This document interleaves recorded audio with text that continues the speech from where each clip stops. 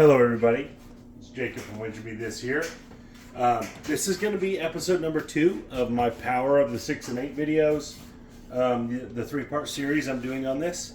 Guys, this one is going to be the same thing. We've got a $1,000 bankroll, and we're going to do 90 and 90 on the 6 and 8 again, except for this time, we're just going to leave it up. And you can do this at any denomination.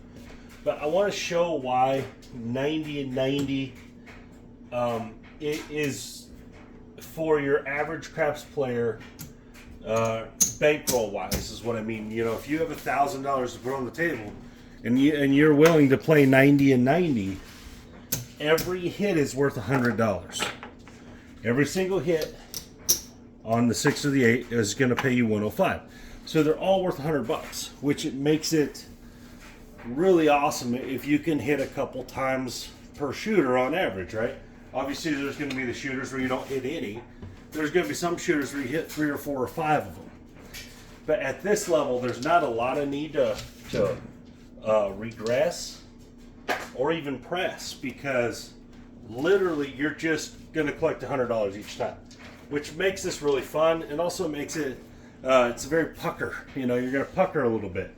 So we'll be off on these come out, and we'll just kind of run through a couple shooters here. There's a 415, and if it goes good, it goes great usually, and if it goes bad, it's going to go $1,000 bad usually. And there's a 431, but there's a lot of value in collecting a black chip on every hit. And there's a 5. That's the point. Good shot shooter. 3 deuce. Here we go. Coming out. We got an 11. Good shot shooter. Shooter's looking good. And a 6. 5-1. That's our point. Obviously, we weren't working, so that's not a winner. We just need to repeat that. We got a 9. 5-4. 5-4, 9. All right, come on, let's hit. Yo, 11. 11, 11. Come on, 6 or 8. There's a 9. We're all around it. We're not hitting. And there's a 4. 3, 1. Come on now. Get in there. 7 out. That was a long roll to have no winners. All right, so I'm going to drop $200, guys. I don't want to keep replacing that out there and redoing it. So I'm just going to collect $20 in change. 90 and 90 is 180. We dropped 200. Let's go at it again. Box numbers are off. So right now we're down 2 essentially from a hit count. We have to get at least 2. Then we could pull down and break even. That was a 5 on the come out. There's an 8. There we go, baby. 6 deuce. That's a $105 winner. So again, you're playing this at a level where it's worth just collecting, right? You're collecting a black chip every time. So essentially, you're collecting 10% of your bankroll on every win. And there's another 8, 6 deuce 8. All right, so we paid that 180 off. We lost now. But now we have 180 at risk again. $105 winner, so we need to win a few times. 6, there we go, 5-1. That's good. $105. And again, guys, this is very simple. It's very simple. But the power of it is that it pays $100 each hit.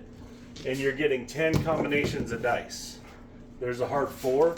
So between the amount you're getting paid and the combinations of dice you gain, there's the 6 right there, 5-1. So now we're playing with profit. We went from a no-hit run to a 4-hit run here. And now we're actually in the profit no matter what happens here. All right, maybe we can get a few more hits in. And 7 out, we cannot. But we'll take it now because we're playing with profit. So that's fantastic. All right, same thing here. I'm going to drop it out of the green and red this time. So we're going to get 90 and 90. Drop it. So at this point, we're doing pretty well. All right, here we go. Coming out. Box numbers are off. We got an 11. Yo, yo, yo. Yo, 11. Try it again. And we set the 5 as a point. The 5, fever 5, no field 5 for all you field players out there. And a 5 right back. No field 5. Take the don'ts. Oh, I threw it out of the table, and I am literally like 3 feet from it. So let's just get a different one. Here we go. That was crazy. All right, our point is not aces. That's aces right there. We're not on a crapsless table. And our point is a 6, 5-1. We'll take it. Come on, we need a hit. And we got an 8, hard 8, square pair. There's those guys, Jake and Rob, showing their face at the craps table. All right, $105 winner. Would love a second hit here. And if you were playing this way, guys, it'd be good to play with a profit goal of, let's say, 300. You're up 3 times, right? That's pretty good. That's a 30% win. There's a 7 out. So we only got 1 win on that run. All right, let's drop 200 here. Get 20 and change.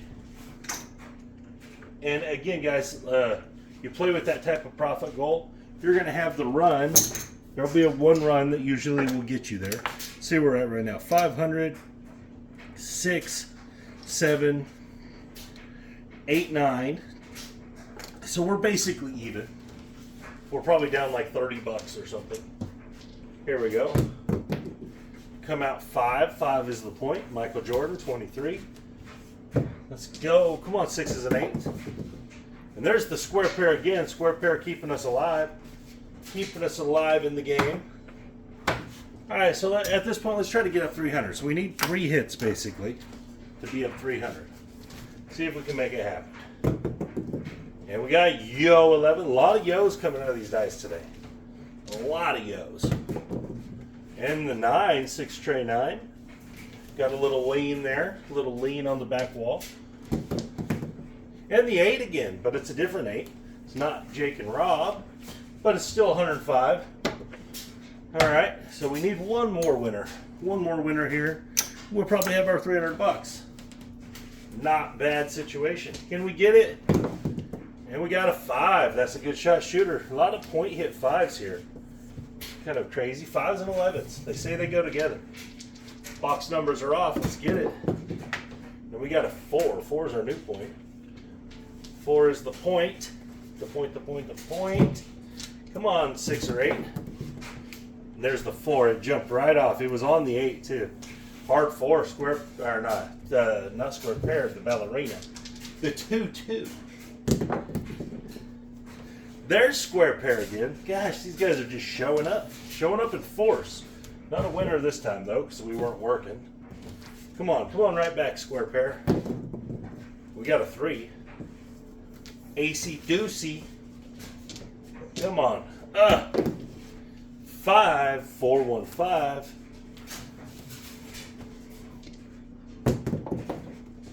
Aces in both places. A lot of aces popping on these dice. A lot of $1. There's the 5 again. A 4-1 again. Come on, 6 or 8. Let's get us home. Aces in both places again. This was not a 3, guys. This was a 2, which is pretty crazy. And the 10, the 6-4, but we don't have an ace this time. Come on, 6 or 8. 9. Okay, so it went 10, 9. We need an 8. That was 5, 4, 9. And we got the 5, 3 deuce or 2, 3, however you want to look at it. And the 5 again, 4, 1. It's just dodging our numbers. The 6 and 8 can disappear at times. It does happen. 6, 4, 10. It does happen every now and then. There's the 9. That's a 6, 3, 9. Come on, 6 or 8. Oh, I knocked my pieces down, but it's a 6, baby. 5, 1, 6. We'll take it. I believe that's going to put us at our $300. Let's just see. All right, we're going to leave that 180 out there. We know there's 180 out there. It's not a secret. All right, so let's see what we got. So 1, 2, 3, 4, 5. That's 500. 800, 900, 1,000.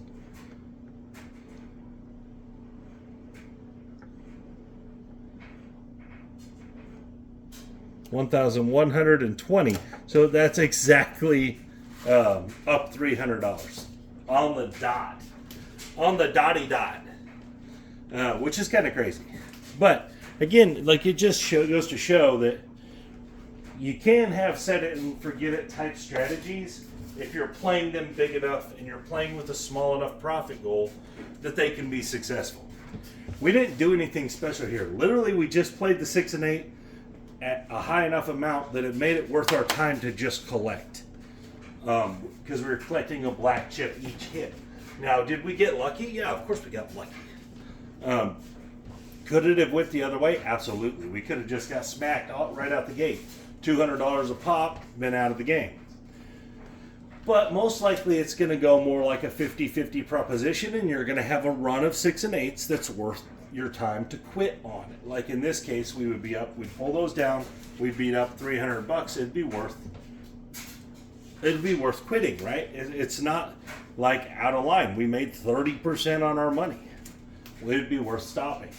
But let's finish the rollout. Let's see how far it goes. Maybe we get 3 or 4 more hits.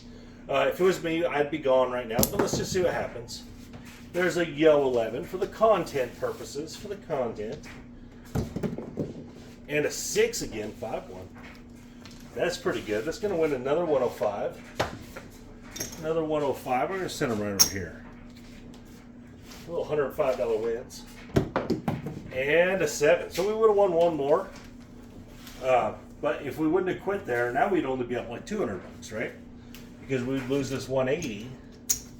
And, you know, even though we won the 1 more time, the cost of the loss would outweigh it by $80. So, again, you make your profit goals, guys, leave. Leave when you make your profit goals. Go do something else. Go spend your money on something real. I always talk about making it real. You know, you win $300, go buy something that's $300. You know, or go buy 3 $100 things. Something tangible, something real. Go put $300 in, I don't know. Just do something with the money that makes it real. That way you're not just keep returning. If you just keep returning the money into the casino as your bankroll, guys, eventually the casino's going to chip away at it. All right? If you're not making it tangible, you're not going to win every time. You're not going to win every session. You're not going to win every year. It's not always going to win, right? So when you do win, you should take the winnings and you should say, okay, I need whatever, you know, or I want whatever, you know, because it is winnings. It is money outside your normal budget in your life. So, you know, you got 300 extra bucks, you know, maybe you want to, you know, take your wife to dinner or something. You could take her somewhere very nice for that, you know. Make it tangible, make it worth it. Don't just return the money. Oh, I won 300. I'm going to bring 1,300 there tomorrow. Well, then if you lose 300, now you've won nothing. You know, now you didn't make your money into nothing. You made your money into absolutely zero, just more gambling time. So, guys, I always like to make it real, make it tangible. In fact, when I go to the casino, I go there with a plan as far as how much money I need to win to purchase what. You know, whether it's stuff for my kids, whether it's, you know, stuff for my kids' sports, whether it's stuff for my house, my tires, whatever it is. I go there with a plan. I'm like, okay, I need $500 for my son's baseball stuff. Boom, go in there, 4 or 5 sessions, try to make $500. All right, boom. Now it's paid for. I take it and I go purchase all that stuff, and I go on. Guys, the bankroll. Here's the truth about your bankroll. If you were able to, whatever your bankroll is, whether it's 100 or 100,000, if you were able to walk in the casino at some time before you ever started gambling and bring that money to the table, that means you can do that again. So if, let's say your bankroll is $1,000 and you were able to take $1,000 into the casino at some time before you won anything, that means that another time you can take that $1,000 and you'll have it. You're at a point in your life where you can do that. So when you win, that $1,000 really is meaningless. It's just the profit that matters. So if you win 300 on your 1,000, you should go turn that into something, because you're always going to be able to bring the 1,000 in. Obviously, if you can do it anytime, you can do it another time, right? Even if you wait for your taxes to come in and that's the only time you ever gamble, well, your taxes are going to come in every year. So the key to this is, besides the strategy part being successful, is making the money real, making the profit into something. And this is, this honestly, guys, this style of play has changed everything for me concerning gambling. When I gamble with a purpose, when I gamble with a goal in mind, I seem to make that goal way more often than I don't. Where when I was gambling just to build a bankroll, it seemed like I was spinning my wheels a lot. Even though I did build a bankroll all the way up to $12,000 before I realized that I was just never winning anything, because I just kept taking that money back into the casino and I was never turning it into anything. All it was money. It was never a tangible item. It didn't pay bills. It was just me going to gamble and add to this gambling fund. It never actually materialized in anything until I figured out that, oh, I need this to materialize into something. And so that's the way I do it now. I have no issue bringing $1,000 into a casino. I have no problem doing that, right? I can go get a bank and get $1,000 and take it to the casino, win, lose, whatever. It's fine. But I like to have the casino pay for stuff that I want to get. And so that's why I do it. That's like when I watch on my TV in my living room, and I'm watching sports and I bet on sports, right? One of the things I always like to say is when I lose a bet, but I'm watching it lose on the TV, I'm like, yeah, but it's not as bad because that TV was bought by the casino. And I always feel better about that when that happens. But anyways, guys, hope you guys like episode 2 here. This was a shorter episode as far as the rolling and stuff went, because it went good. It's not always going to go perfect. You're going to have a lot of ups and downs, 50-50 type stuff in these kind of strategies, because as far as the percentages go, it's just somewhat close to 50-50 versus the 7. That's why you have to play with the profit goal and you have to leave when you make money. That way you can outweigh that basic coin flip. But anyways, guys, thank you for your time. This is Jacob from Where'd You Meet This?